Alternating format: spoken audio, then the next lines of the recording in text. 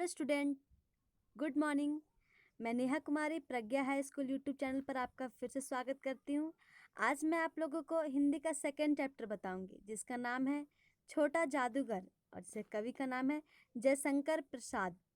इसमें कवि अपने बीते हुए समय के बारे में बताते हैं, एक छोटे से बच्चे के बारे में बताते हैं जो छोटी सी उम्र में बहुत ही बुद्धिमान और बहुत ही साहस था। यह कहानी बहुत ही लंबा है, इसलिए मैं आप लोगों को इसमें कवि किस बात को बोध करना चाहते हैं मैं वो बताती हूँ। एक मैदान है जिसका नाम है कॉर्निवाल। वहाँ पे मेला लगा हुआ था। वहाँ बिजली भी जगमगा रही थी, लाइट चल रहे थे, हंसी हो रही थी, चारों तरफ से शोर मचा हुआ था। वहीं कवि खड़े थे एक छोटे फुहारे के पास, जहाँ एक छोटा सा लड़का चुपचाप एक शरबत पीने वाले को देख रहा था। उसके गले में फटे कुर्ते के ऊपर से एक मोटी सूत की रस्सी पड़ी थी। उसका कुर्ता भी फटा था और उसके गले पर मोटी सूत की रस्सी थी और जेब में कुछ ताश के पत्ते थे। उसके मुंह पर गंभीर विषाद के साथ धैर्य की रेखा थी। उसके मुंह पर दुख भी था, फिर भी वह अपने अपने दुख को छिपाते हुए एक साहस से खड़ा था। पता नहीं कवि उसकी ओर क्यों आकर्षित होता है। वह कवि उससे पूछता है, क्या जी तुमने क्या देखा इसमें? तब लड़का बताता है कि मैंने यहाँ सब कुछ देखा। मैंने यहाँ चूड़ी फेंकते हुए को देखा, खिलौना पर निशाना लगा रहे थे उसको देखा, तीर से नंबर छेद रहे थे उसको भी देखा, मगर मुझे खिलौने पर निशाना लगाना अच्छा लगता है। वो बोलता है बच्चा कि जादूगर तो बिल्कुल निकम्मा है, बिना काम का है। उसे तो अच्छा से ताश का खेल भी दिखाने नहीं आता। उसने बड़ी प्रगल्भता से कहा, उसने बड़ी होशियारी से कहा कि जादूगर को कुछ नहीं आता, वह वैसी खेल दिखाने भी नहीं आता, वैसे ही ताश फेंक रहा है। उससे अच्छा तो बच्चे को आता है ताश फेंकना। उसकी वाणी में कहीं रुकावट न थी। फिर से कवि ने पूछा, और उस पर्दे में क्या है, वहाँ तुम गए थे? बच्चा बोलता है, नहीं, मैं वहाँ नहीं जा सकता क्योंकि वहाँ टिकट लगते हैं, टिकट के लिए मेरे पास पैसे नहीं हैं। तो फिर कवि ने कहा, तो चलो वहाँ पर तुमको मैं ले चलता हूँ। और मन ही मन कहा, भाई आज के तुम ही मित्र है। उसने कहा, वहाँ जाकर क्या कीजिएगा, चलिए निशाना लगाया जाए। फिर कवि ने कहा कि उससे सहमत होकर कवि कहते हैं कि तो फिर चलो पहले शरबत पी लिया जाए। फिर अपनी स्वीकार सूचक सिर हिला दिया। उस बच्चे ने फिर हाँ कहकर और फिर शरबत पीने चला गया। बहुत भीड़ थी, शाम भी हो चुकी थी। दोनों कोई बच्चा और कवि दोनों कोई शरबत पीकर निशाना लगाने चले गए। रास्ते में कवि ने पूछा, तुम्हारे और कोई है? तो बच्चा बोलता है, हाँ, माँ और बाबूजी। तो फिर बोलता है कि कवि पूछते हैं कि उन्होंने तुम्हें यहाँ आने के लिए मना नहीं किया? तो वो बोलता है कि नहीं, बाबूजी जेल में हैं। तो कवि पूछते हैं क्यों? तो वो बोलते हैं देश के लिए। वह बच्चा गर्व से बोलता है कि मेरे पिताजी देश के लिए जेल में हैं। फिर कवि पूछता है कि और तुम्हारी माँ कहाँ है? तो बच्चा बोलता है वह बीमार है। तो और कवि बोलते हैं कि वह बीमार है और तुम तमाशा देखने यहाँ आ गए?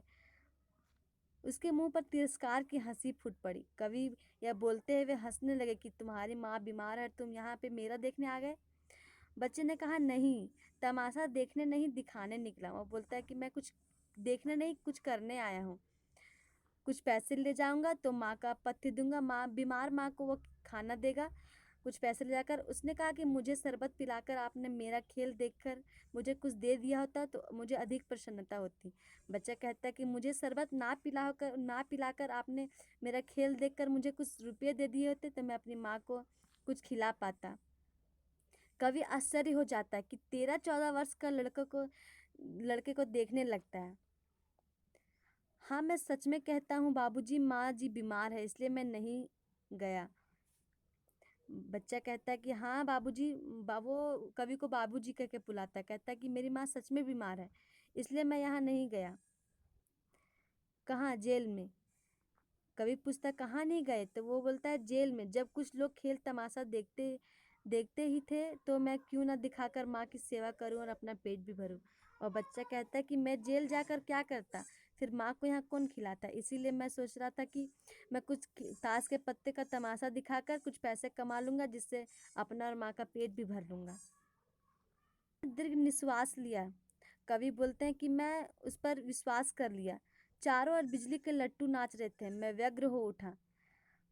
चारों ओर बिजली के लट्टू चारों ओर बिजली के लट्टू नाच रहे थे, मैं व्यग्र हो उठा। चारों ओर लट्टू घूम रहे थे। वह घबरा गया। मैंने उससे कहा, अच्छा चलो निशाना लगाया जाए। कवि कहते, चलो निशाना लगा के दिखाओ।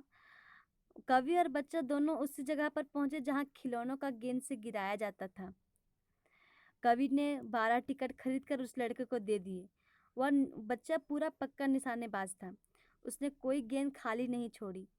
देखने वाले भी दंग रह गए। उसने 12 खिलौने को बटोर लिया, लेकिन उठाता कैसे? कुछ कवि के रुमाल में उठाया और कुछ अपने जेब में रख लिया। लड़के ने कवि से कहा, बाबूजी आपको तमाशा दिखाऊंगा, बाहर आइए, मैं चलता हूँ।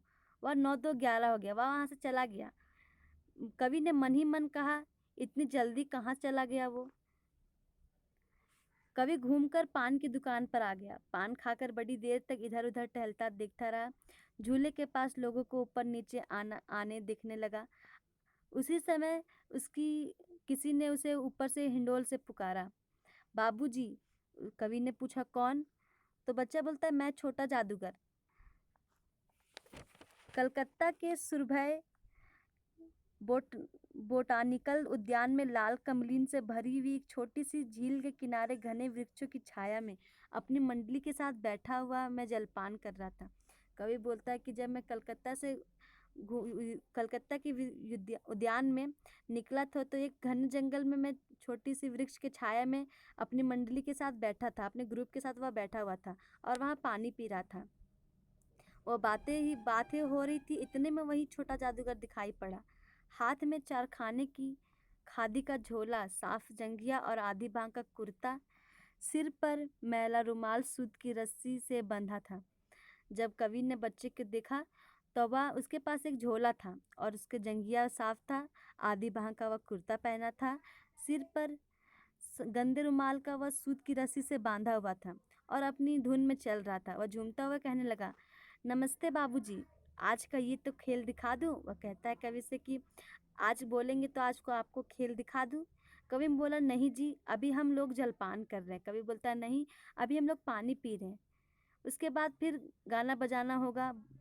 फिर बाबूजी, नहीं जी, तुमको मैं क्रोध से कुछ और कहते जा रहा था। कवि कुछ और भी बोलने जा रहे थे क्रोध से, मगर उनकी पत्नी श्रीमती ने कहा, दिखलाओ जी, तुम तो अच्छे आए हो। भला कवि कैसे मना कर सकता था? उसकी श्रीमती के वाणी में माँ की करुणा मिठास थी, जिसके सामने किसी भी लड़कों को रोका नहीं जा सकता था। उसने खेल आरंभ किया। उस दिन कॉर्निवाल के सब खिलौने उसके खेल में अपना अभिनय करने लगे। भालू मनने लगा, बिल्ली रूठने लगी, बंदर घुड़कने लगे, गुड़िया का ब्याह हुआ, गुड्डा व वर काना निकला, लड़के की वाचलता से ही अभिनय हो रहा था। हंसते हंसते लोटपोट हो गए। कवि बताते कि जब बच्चा अपना खेल दिखा रहा था तो उसमें सभी खिलौने लग रहा था जैसे कि वह उस बच्चे के मर्जी से चल रहे हैं। सभी लोग को बहुत अच्छा लगा और उस खेल को देखकर सब बहुत ही हंसे, मस्ती किए। कवि सोच रहा था कि बालक का आवश्यकता ने कितना शीघ्र चतुर बना दिया है। यही तो संसार है। कवि कहता है कि बालक छोटी सी उम्र में उसकी आवश्यकता ने उसे कितना चतुर बना दिया है। और कवि बोलता है, यही संसार है। ताश के सभी पत्ते लाल हो गए, फिर सभी काले हो गए। गले की सूत की डोरी टुकड़े टुकड़े होकर जुड़ गई। लट्टू अपने आप नाच रहे थे। मैंने कहा, अब हो चुका, अपना खेल बटोर लो, हम लोग भी अब घर जाएंगे। जब कवि ने पूरा खेल देख लिया तो बच्चे से कहा कि अब तुम अपना खेल बटोर लो, हम लोग को भी घर जाना है। उसकी पत्नी श्रीमती ने धीरे से उसे 1 रुपया दे दिया। वह खुशी से उछल पड़ा। कवि ने कहा, छोटा जादूगर कहिए, यह मेरा नाम है, इसी से मेरी जीविका है। जब कवि उसे ए लड़के बोलते तो वह कहता है कि मेरा नाम छोटा जादूगर है, मैं इसी के सहारे जीता हूँ और इसी से काम भी करता हूँ, आप यही नाम से मुझे पुकारिए। मैं कुछ बोलना ही चाहता था कि श्रीमती जी ने कहा, अच्छा तुम इस रुपये से क्या करोगे? कवि से कुछ पूछना चाहता था, पर उसकी पत्नी ने उनसे पूछा उससे कि इस रुपये का तुम क्या करोगे जो मैंने तुम्हें 1 रुपया दिया? तो बच्चा बोलता है, पहले भरपेट पकौड़ी खाऊंगा, फिर एक सूती कंबल लूंगा। कवि का क्रोध अब लौट आया। कवि अपने आप पर गुस्सा रहा था कि मैंने 1 रुपया के लिए उसे कितना गलत समझा। वह 1 रुपये से वह कितना खुश है, वह कंबल लेगा, भरपेट खाएगा। उसके बाद वह नमस्कार करके चला गया। हम लोग लता कुंज देखने के लिए चल दिए। कवि लोग लता कुंज मेला देखने के लिए चले गए। उस छोटे से बनावटी जंगल में संध्या साय साय करने लगी थी। अस्ताचलगामी सूर्य की अंतिम किरण वृक्षों की पत्तियों से विदाई ले रही थी। कवि कहता है कि छोटे से जंगल में इतनी जल्दी शाम हो गई कि पता भी नहीं चला। सूर्य डूबते ही जा रहा था। किरण सूर्य की किरण भी खत्म होते जा रही थी। कवि लोग धीरे धीरे मोटर से हवाड़ा की ओर चले गए। रह रहकर कवि को छोटा जादूगर का स्मरण हो रहा था।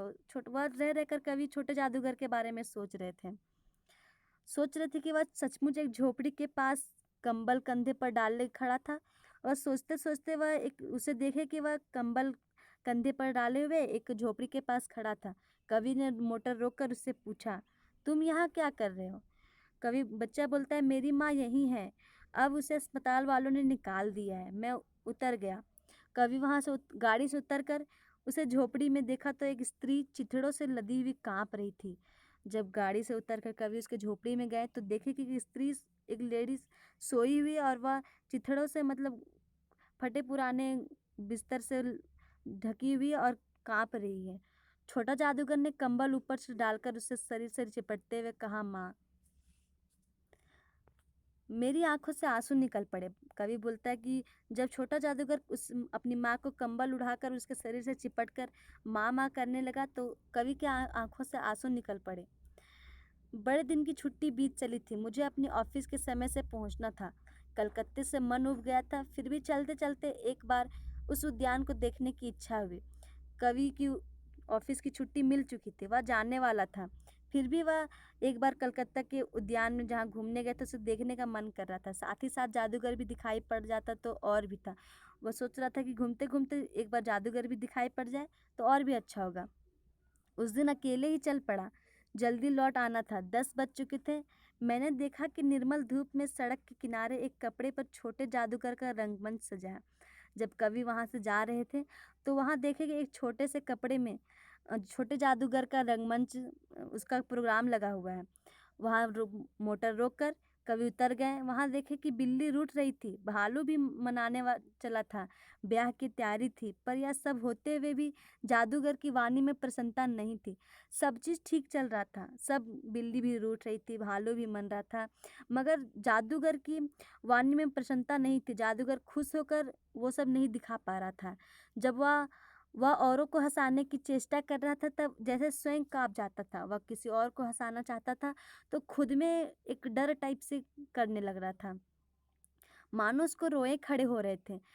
कवि ने आश्चर्य से देखा। खेल हो जाने पर पैसे बटोर कर उसने भीड़ में मुझे देखा। वह उसे क्षण भर के लिए सफुर्तीमान हो गया। मैंने उसकी पीठ थपथपाते हुए कहा, आज तुम्हारा खेल जमा क्यों नहीं? कवि जब जब खेल खत्म हो गया, जब पैसा बटोर कर छोटा जादूगर घर जाने लगा तो कवि ने उसे तेजी या फुर्ती से पूछा, फिर थपथपाते हुए पूछा कि आज तुम्हारा खेल क्यों नहीं जमा? तो बच्चा बोलता है कि माँ ने कहा है कि आज तुरंत घर चले आना, मेरी घड़ी समीप है। उसी समय कवि बोलता है कि तुम्हारी माँ ने ऐसा कहा और तुम फिर भी खेल दिखाने चले आए। कवि को गुस्सा आया। मनुष्य के सुख दुख का माप अपना ही साधन तो है, उसी के अनुपात वह तुलना करता है। बच्चा कहता है कि मनुष्य का हर सुख दुख उसका अपना ही काम है, वह हर चीज को सबसे तुलना नहीं कर सकता है। बच्चे के मुंह पर बड़ी तिरस्कार की रेखा फूट पड़ी। उसने कहा, क्यों ना आता? और कुछ अधिक कहने में जैसे वह अपमान का अनुभव कर रहा था। और कुछ कवि कहता तो वो उसे अपमान जैसा लगता। क्षण भर में मुझे अपनी भूल मालूम हो गई। थोड़ी देर में ही कवि को लगा कि मुझे नहीं बोलना चाहिए। उसके झोले को गाड़ी में फेंककर उसे भी बैठाते हुए मैंने कहा, जल्दी चलो। मोटर वाले मेरे बताए पथ पर चल पड़ा। छोटे जादूगर का सामान अपने गाड़ी में रखकर और छोटे जादूगर बैठाकर वह ड्राइवर से बोलता है कि तुम मेरे बताए हुए रास्ते पर जल्दी चलो। कुछ ही देर में वह दोनों झोपड़ी पहुंच गए। छोटा जादूगर दौड़कर झोपड़ी में माँ माँ पुकारते हुए घुसा और वह कवि पीछे पीछे आ रहे थे, किंतु उसकी माँ के मुंह से बे बे कर निकलकर ही रह गया। उसके दुर्बल हाथ उठ उठ कर ही गिर गए। जादूगर जैसे उससे लिपट रो रहा था। कवि स्तब्ध हो गया, कवि घबरा गया।